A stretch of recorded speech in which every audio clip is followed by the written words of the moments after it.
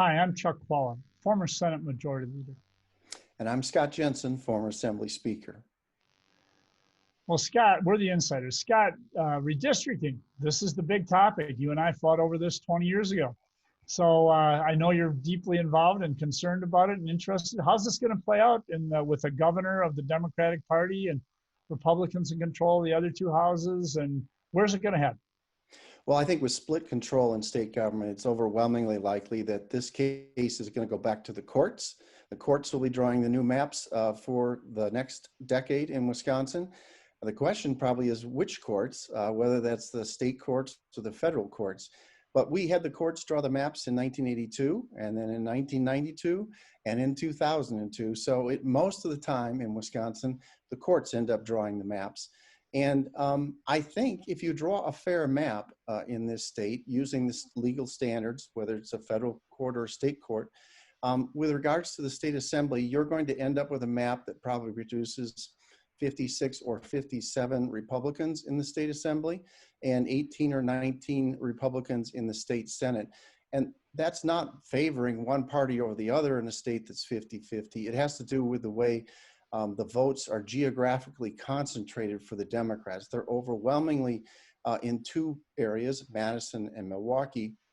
And the courts just don't let you sort of dive in and take votes from Milwaukee and run them out to Jefferson County to get a 50-50 district that's competitive. They want districts that are compact and contiguous and have a community of interest. So I think it's going to be hard, even under a court, to produce a map that doesn't lean slightly Republican. Well, it's interesting that Scott talks about compactness because the Republican plan, which was adopted, I was in Deerfield driving my father around. I used to live in Deerfield until I was 5. I saw this sign for this Winkler, whatever. I said, what is this? Is this somebody new I'm not familiar with in Melissa Sargent's district? Then I found out, I had not looked at the maps, that the Republicans drew a map that went from Oconomowoc in Waukesha County all the way across Jefferson County over to Dane County. The Republicans may have set a precedent here that is not going to be helpful in terms of saying, oh, these things have to be so compact.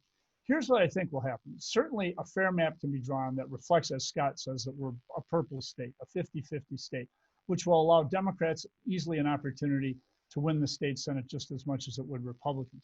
But here's the biggie. The question is where are these maps going to be drawn? Are they going to be, or where are they going to be litigated?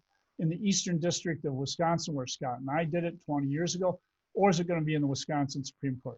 The problem with the Wisconsin Supreme Court is that there's actually video footage of Justice Ziegler and Chief Justice Roggensack, both saying, we should not do this.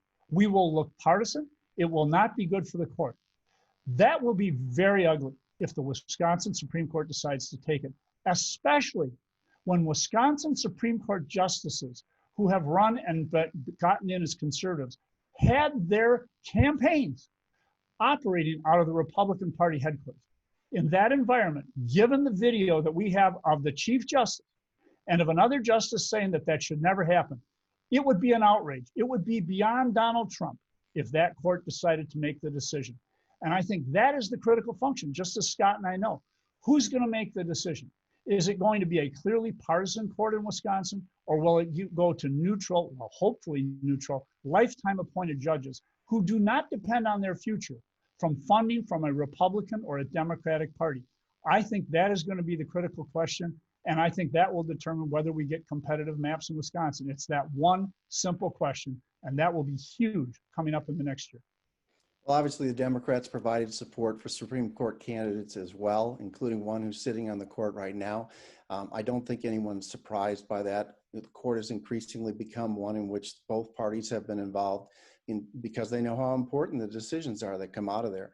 One thing I will say, though, regardless of who ends up drawing the map, one thing we have seen over the last few years or last 3-4 redistricting cycles is the Democrats have not hit the numbers that the map should have provided for them. Even when you look at the numbers, just raw numbers, and say this district should be Democrat, a number of those seats are held by Republicans right now. So the Democrats not only have a map problem in Wisconsin, I think they've had historically a candidate or a campaign problem. They have not hit the potential. Republicans have overperformed in a number of these seats. So the map is going to be important, but the campaigns that follow it are just as important. And I would focus on the first part of what Scott said, and that is, yes, the progressive candidates and the justices on the Supreme Court have gotten support from the Democrats.